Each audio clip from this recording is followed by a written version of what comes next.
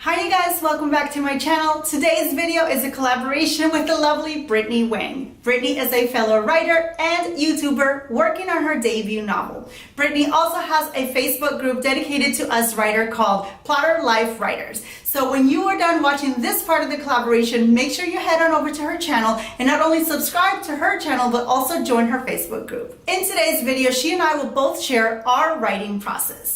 But before I get started, make sure that you're subscribed to the channel. I'm here twice a week on Sunday and Thursday. So because I've shared my writing process for writing my fiction books before, I wanted to share something new. And because I am writing a new nonfiction book, I wanted to share my writing process for that. And it all can be summed up in 5 simple steps. So let's go. What is the very first thing that I do in my writing process? Well, I have to decide what type of nonfiction book I'm going to write.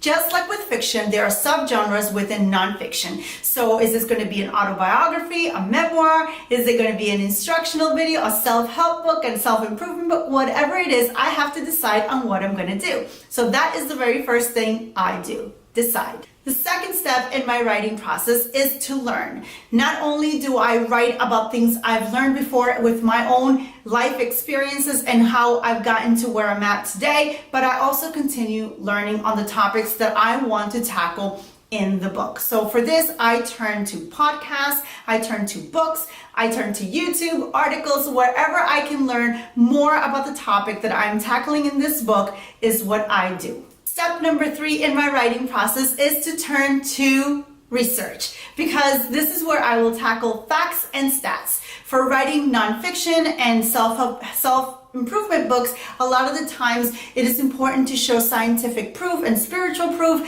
whenever possible. So this is when I will gather all my facts and my stats for the book. Step number 4 is to outline. And this is where it gets a little tricky, and there's a lot more information that I'm not going to be sharing here because there's just a lot to it. But if you would like to see a video on that, leave me a comment below that you want to see more, and I will dedicate one video just to this outlining process. But for this outlining process, what I will do, what I'm doing for this particular video is I am separating the book into 3 sections, part 1, 2, and 3.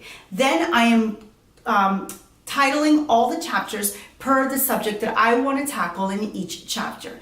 And then I will write 1, 2, 3, 4, however many sentences I think about that topic, things that I want to talk about, things that I remember learning, stats that I want to mention, whatever it is that I want to tackle under this particular chapter, I write everything there. And then once it comes time to writing, I have it all in one section. And the final step in my writing process is to actually start writing. And when I start writing, all the pieces from steps number 1 through 4 all come together and more, because this is when I start thinking about things that I've learned in the past and perhaps a quote that goes perfectly with the topic that I'm discussing. So I'll pull a quote and insert it in the manuscript, and it all starts coming together. So to recap, step number 1 is to decide what book I want to write. Step number 2 is to actually do my learning. Step number 3 is to do my research. Step number 4 is to outline. And step number 5 is the easiest one of all, to actually start writing.